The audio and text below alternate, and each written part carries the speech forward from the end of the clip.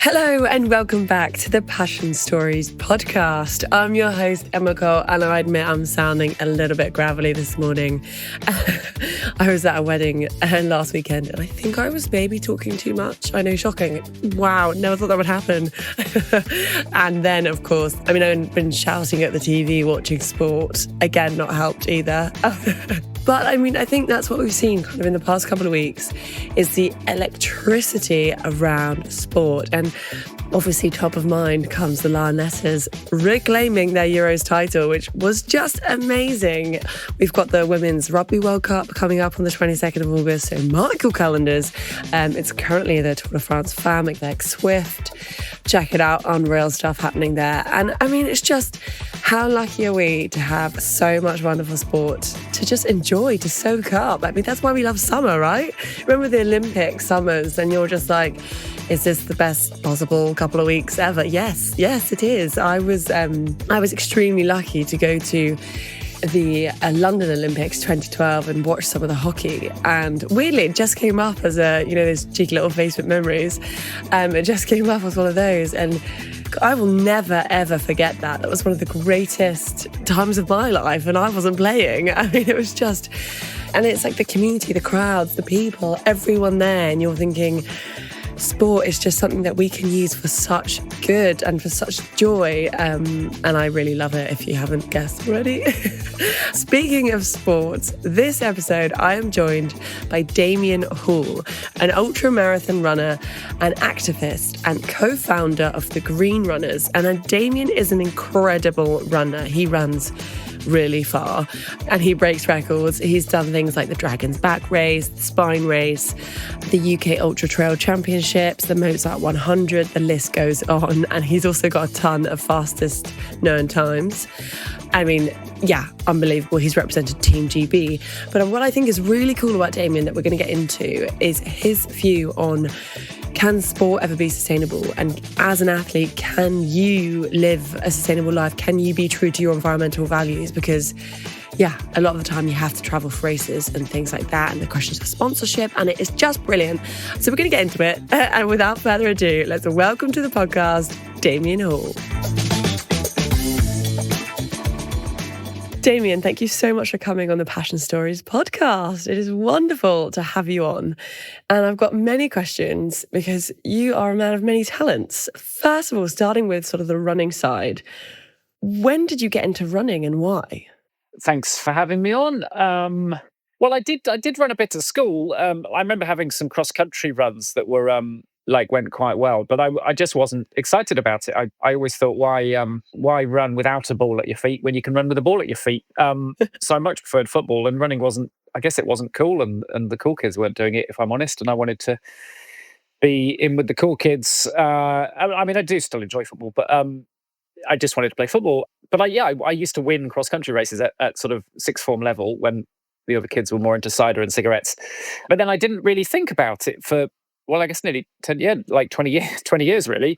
I played football and I was really into hiking, and I was traveling around the world a bit, and I did a bit of mountaineering, but I really enjoyed multi-day hikes, trekking. And what happened was I moved back to England. I moved to Bath, and the Bath Half is quite a big event there. And I was just feeling a bit unfit, and I sort of signed up on a whim. When was this? 2011. And I just absolutely loved it. But I realized it wasn't just the event, it was the training as well, the sort of discipline and having a mission and all that sort of stuff. And straight away knew I was going to be doing more of that. And the next year I was doing my first marathon and first ultra marathon, which I loved even more. And then 4 years later, I was in the GB trail running team. So I got pretty carried away. I guess it probably helped that I think I did that first half marathon at age 36. So I had this sense of, I've only just sort of discovered this and it suits me, but I haven't got much time. So I think I was 40 when I ran for the GB team. I was 40, which isn't super unique in ultra running. We do see older athletes do have good performances, but still had that sense of I haven't got much time. So I would train hard and put everything into it. And I guess I've just carried on from there really. And very glad I discovered this stuff. And what was it like representing GB? Mixed, I guess. As a kid, I'd always fantasize about playing for England, playing football for England. However, I didn't even get remotely close. Like, I was often substitute for the school team, to be honest. So it was suddenly, and there was a trial race, basically the Highland Fling, a 50-mile race. And I wouldn't have been one of the favourites there, but I was just in a really good shape. And I just raced it really smartly for once, really held back and just came through strongly at the end, finished second, and that qualified me.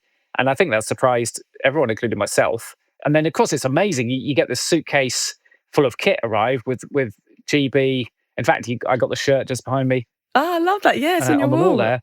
Yeah, so the same sort of shirt that like Mo Farah wears for England, and the little blue shorts that were much too little, I should say. And I've still got the suitcase somewhere. So you do get on a tracksuit, and see that moment is just like, wow. I'm actually, it's a minority sport, and there's not a big, there weren't any TV cameras or anything, but I'm representing my country. Like, and there was even, we traveled to Portugal. There was an opening ceremony of sorts. Like, all of that was incredible. The actual race itself didn't go well for me or the team, and so that's the fly in the ointment or whatever, which is a shame. But that's the sport. It's a tough sport, and it often doesn't go well. But I still, I finished the race, and I still represented my country. So. Yeah, I could not imagine that I would have ever been able to say that, really. So in that regard, wonderful experience. Yeah, it's absolutely incredible. And I also read one bit that really made me laugh was that you ran your first marathon dressed as a toilet.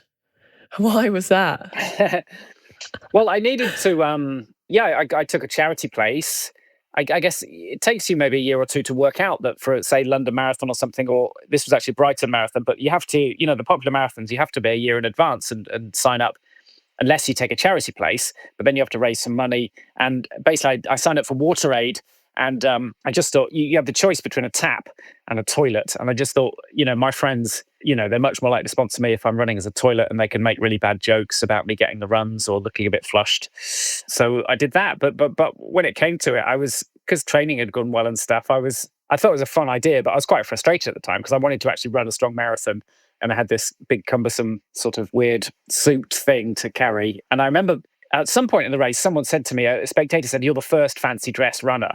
And I remember thinking, oh, wow, that's something to aim for. But then right near the end, some guy with like a little pair of fairy wings on his back got past me. And I was so angry. I was like, that's not a costume. That's not going to weigh him down. That's not heavy. So I wasn't the first fancy. And I don't even have the record for the fastest marathon dressed as a toilet. I don't know if I ever did, but I remember spotting someone on Twitter a while ago claiming that, and he was a bit quicker than me. But it was still quite the adventure.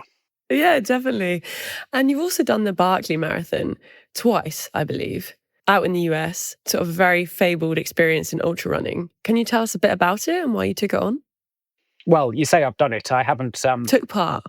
Yeah, I've not completed it, which is something most people who enter it say. Yeah, I've been very lucky to have 2 goes. It's really difficult to get into. Both times, to complete it, you need to complete 5 loops. And both times I've got onto the 5th loop and essentially run out of time. I guess that first one, I was just so confused by not being able to find one of the books, I guess. But the second time, it was much more of I did find the book, but it'd taken me too long. Why is it so difficult? Why don't that many people finish? It's a few things, but for me, really, it is the time allowance is really tight. So in all other races I do, I hardly ever, I hope this doesn't sound cocky, but I don't usually know what the cutoff times are. I don't normally have to worry about that. In the Barkley Marathons, you really worry about that all the time because it's deliberately designed so that only a very few can finish if they get almost everything right. So the time limit is really harsh. The terrain is really tough. It's very steep.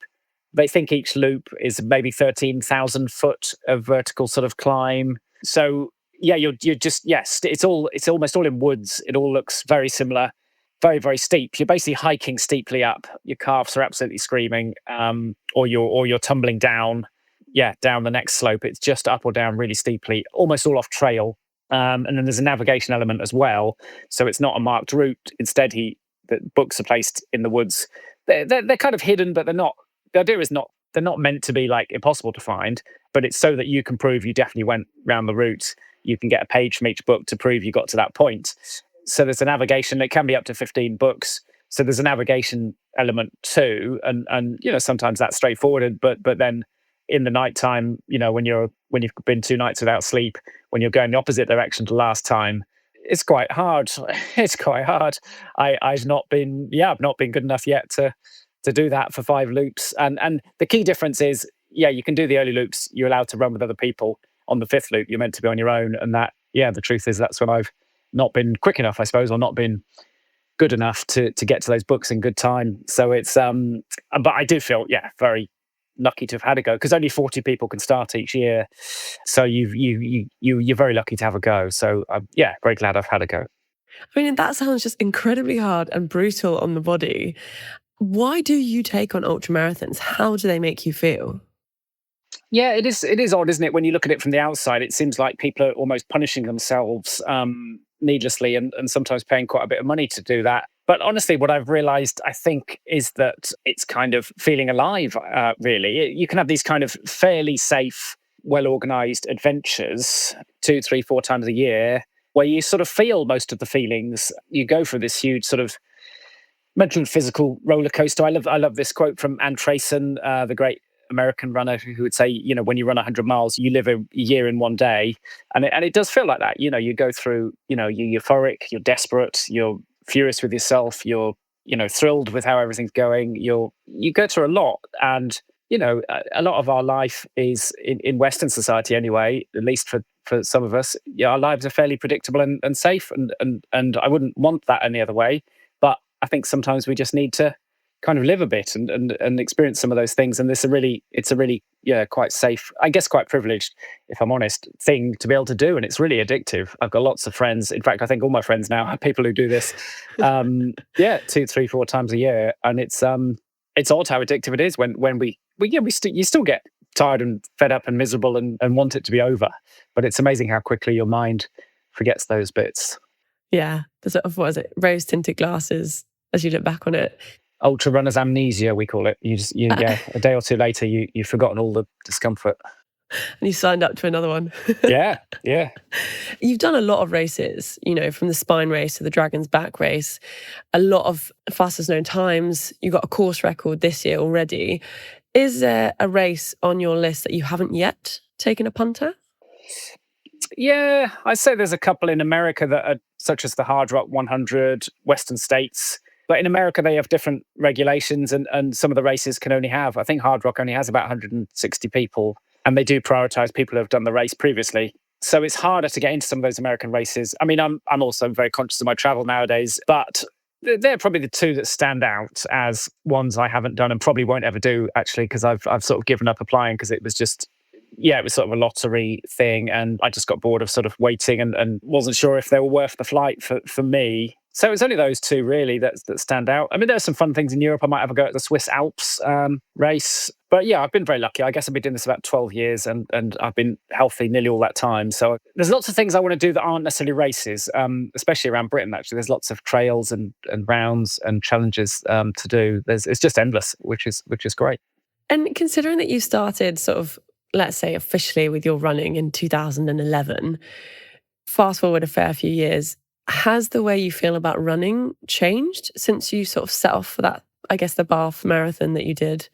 I mean, yeah, it has, but at the same time, I hope I've still got. I definitely did an interview earlier this year where someone kind of said, "Oh, you still sound really enthusiastic," and I definitely haven't lost that enthusiasm for it. And it would be a problem if I did, actually. But it has become kind of my job. I guess I'm a sponsored athlete. Most of my income actually comes from coaching other runners. So I have to be quite knowledgeable and serious and have good advice. And I've also got to walk the talk as well. If I'm telling athletes in consultations they should or shouldn't do this, really, most of the time I've got to do the same as well. So I've got to be quite a responsible runner. So in those early years, I would race more and go, oh, I'll try that. Oh, I'll try that. Oh, and I did do things like I think I did a marathon the week after my first 100 miler. And I think I did that 100 miler the next year. And then it was a week or two afterwards, I did a 20-mile fell race. And I did get injured from that, which is probably well deserved. But I would do things like that when I was young, and I definitely would, I'd be really strongly against any athletes doing that. And now I wouldn't do that myself. But often there's that sort of FOMO thing when you're starting out of, oh, my friends are doing that race. Oh, what about this new race? And now I've learned that, I don't know, I tend to pick 3 big things for the year. There might be some B races, which will be much shorter and probably quite local to get me fit and tuned and conditioned for those bigger ones. But yeah, that's a change, I suppose. It's just being more thoughtful, being more considered about my races. But I'm pretty certain that enthusiasm and love of it is still there. In fact, I just spent last weekend, I was around sort of the summer spine races, and yeah, it was just so cool to be at the finish line and see people, yeah, who'd gone a long way, probably the furthest they'd ever gone, probably full of doubts about whether they could, probably overcome all sorts of discomfort and doubts and dark times, and they'd got there. And just seeing people do that is really, really cool. Some of them were friends or athletes, but some of them were just strangers, and it's just wonderful to see. So I absolutely love that about the sport. And I do think it makes us better people on the whole. You're sort of putting a challenge in front of yourself that you don't know if you can do, and then you have a go. And I think that's to be encouraged. Definitely, I completely agree. And, alongside doing your elite ultra running, you're also a co-founder of the Green Runners. And you very much seem to use your platform to raise awareness and push kind of sustainable practices in running. Can you tell us a bit about the Green Runners and what it stands for and why it exists? Yeah, it was just a bit over 3 years ago. We did have a WhatsApp group of just runners that sort of cared about, I suppose, climate breakdown and sustainability, but it wasn't really going anywhere. We tried to arrange more accurately, I tried to arrange a bit of a protest in Glasgow at COP26. Is that 2019? I can't quite remember. 2019. And it just wasn't my forte really. But someone, my friend AJ, in fact, said, why don't we form a club? So it was like, oh yeah. And that just really seemed to escalate and really took off.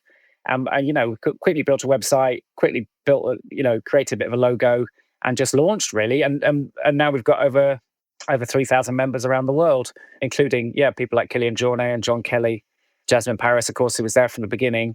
Yeah, and I'd encourage anyone listening, please, to go and check us out, because you absolutely don't need to be perfect at all. And in fact, no one can be. And we're just looking for progress, but really we're looking for people to sort of speak out or speak to friends, just show that you're concerned. But also we've built this community of people who feel the same. And it's just actually quite nice, because you can get quite very stressed about what's happening in the world. And I've got 2 children. That's what drives me forward, both in my racing and this sort of mission as well. What if they say to me in 20 years, why didn't you do anything? I know I'm trying. I don't know if it's 100% the right thing, but we're trying something. And I'll be able to say that to them. So, yeah, you don't need to be vegan. You don't need to give up flying. You don't need to give up beef burgers. It's entirely, we meet people where they are, and it's on their terms how they want to join, really. So, please come and check us out. And for you, what are the major environmental issues within the running industry, particularly? Is it, I saw a picture of you holding up a banner at the Tour de Géant saying "Stop oil money in sport." Is it the issues around oil money and sports washing and that side of things? Or is it brands telling us that we should retire our trainers after just running 400 kilometers? What's the biggest issue? I would say there are 3 big things really. And one, you rightly alluded to 2 of them there. One is basically overconsumption. Brands just creating new things constantly is not unique to running at all. It's happening all around the world, but obviously, especially in sort of hyper-developed countries, just these companies need to keep making profits, which isn't a healthy scenario, because the world's resources are finite, and they're trying to push for more product, more profit. So they're making a new version, telling us we need the new one, and all of that creates emissions and then creates waste. And really, we need brands to stop doing that, make durable things that last. And I guess as consumers, we need to try and think, do we need that thing? And when we do need something, I suppose, try and go to the more ethical brands, try and buy something that will last, look after it. But really, it's up to those brands. And it's really disappointing. Almost the bigger brand, the worse they are. Just very profit, lots of greenwashing.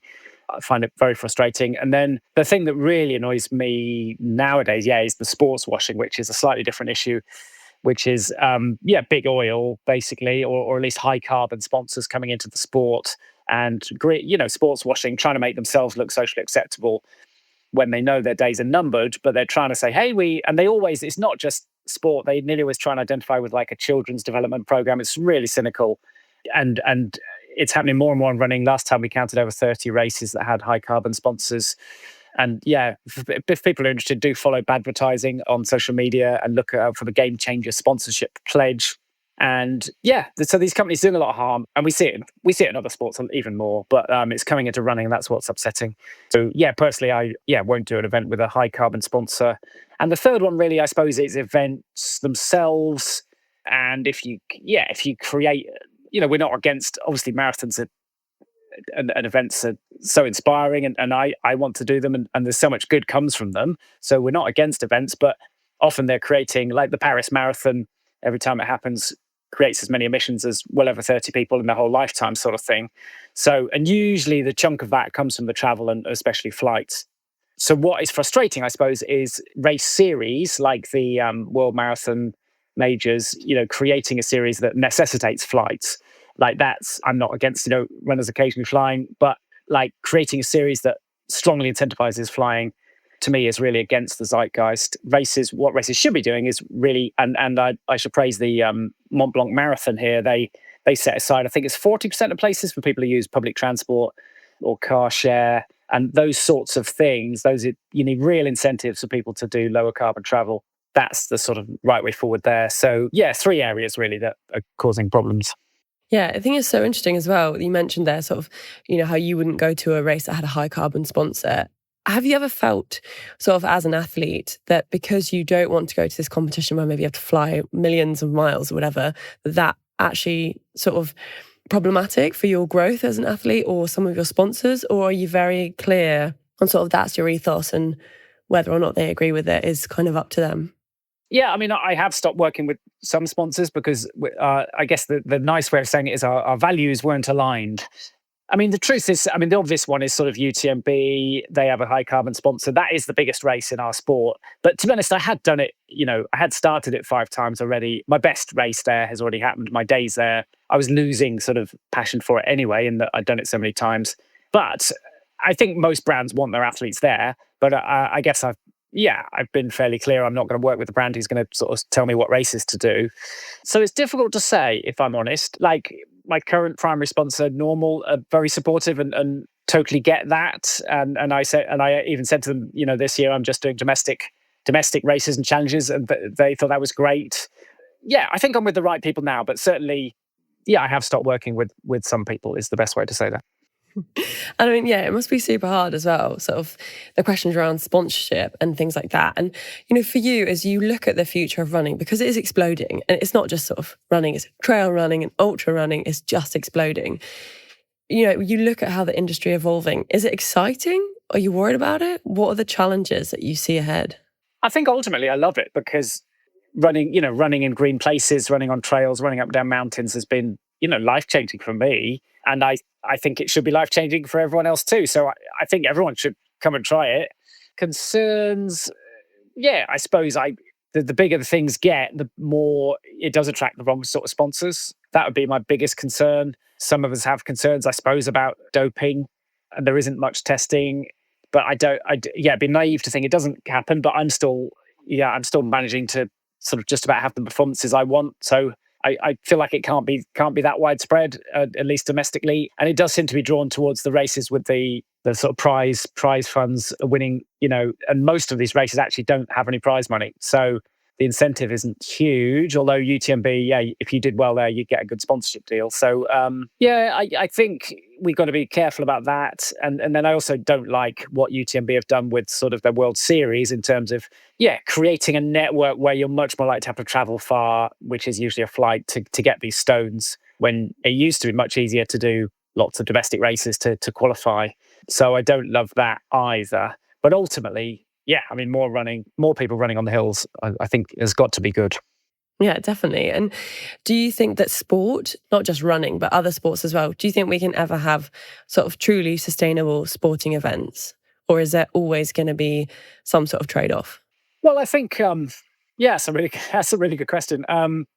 If you put on any event, there's going to be some emissions, but they could be lower, I suppose. They could be lower. And the classic case is, say, the London Marathon. And I know the sustainability manager there, she does amazing work at trying her very best. But then what will happen is the commercial department above her will, say yes to a sponsor who, is totally inappropriate.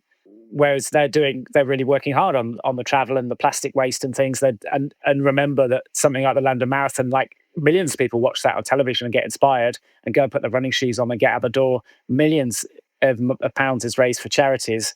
So ultimately, the good probably does outweigh the negative emissions there. I guess, can an event ever be truly sustainable? It's a great question. At the moment, well, the big thing is can we sort of zero emission air travel is not something that we think is imminent. So that would be the big thing, really. So not in the near future, I guess, is the honest answer.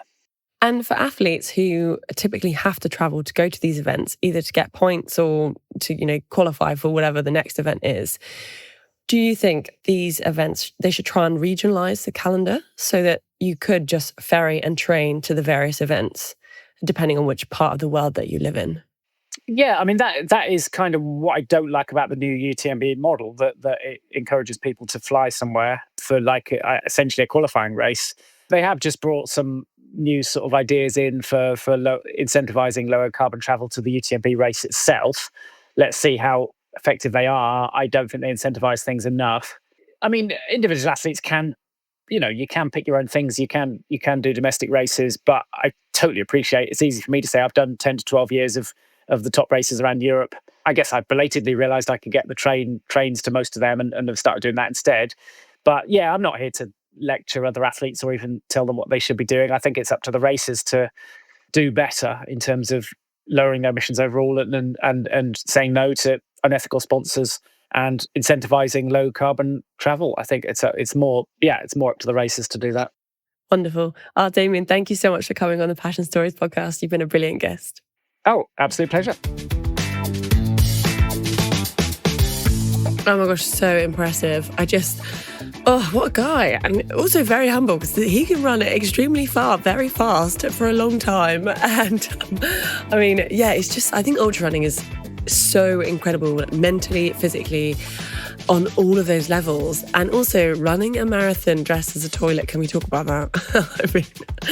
And I also think, Damian talks a lot about, sticking to his environmental passions. I thought it was very interesting whether, looking at sponsorship and whether actually his stance of I'm not going to work with you has maybe lost him sponsors. But how do you cope with that as an athlete? Because it's so important. And I just fair play. It's so inspiring to stick to your principles and be my values are more important. And yeah, super inspiring. And actually, a couple of episodes ago, we had Isabel Train, the GB beach volleyball player, on, and he was talking about it's so difficult to say no to competitions that make you fly around the world, because if you aren't there, how are you going to win?